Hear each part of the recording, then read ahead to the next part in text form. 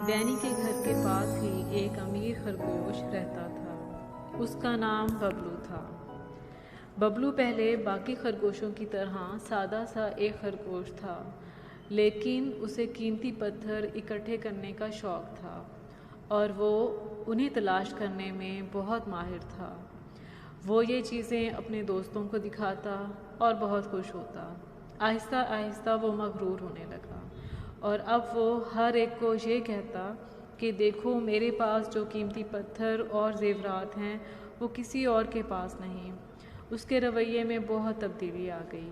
وہ دوسرے جانوروں کے ساتھ بہت کم ملنے لگا۔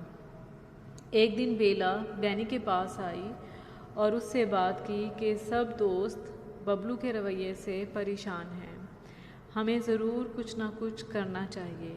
جنگل میں کچھ دن بعد خرگوشوں کا ایک تہوار آ رہا تھا جو کہ ہر سال وہ جوش و خروش سے مناتے۔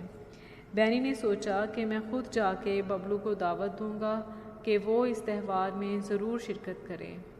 بینی کے کہنے پر ببلو نے شرکت کی حامی بھر لی۔ سب خرگوش تہوار کی تیاریوں میں مصروف ہو گئے۔ آخر کار تہوار کا دن آ پہنچا۔ سب نے بھرپور طریقے سے اس تہوار میں شرکت کی۔ بینی نے اپنے سب دوستوں کو بلایا، جن میں ڈیزی ہرن، فلفی گلہری اور اولیور الو بھی شامل تھے۔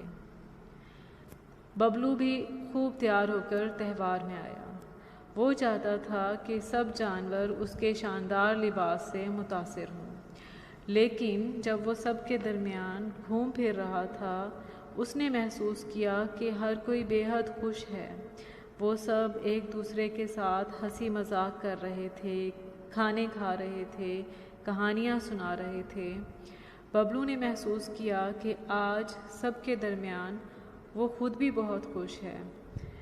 ببلو کو اب احساس ہو گیا تھا کہ وہ غلطی پر تھا۔ وہ اپنے پرانے رویے سے سخت شرمندہ تھا۔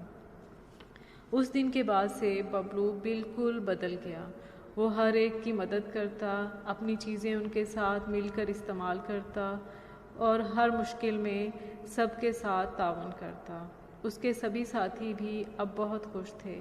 آخر کار وہ اپنے دوست کو یہ احساس دلانے میں کامیاب ہو گئے کہ اصل خوشی دولت سے نہیں ملتی بلکہ اچھے اچھے کام کرنے سے ملتی ہے۔ Okay.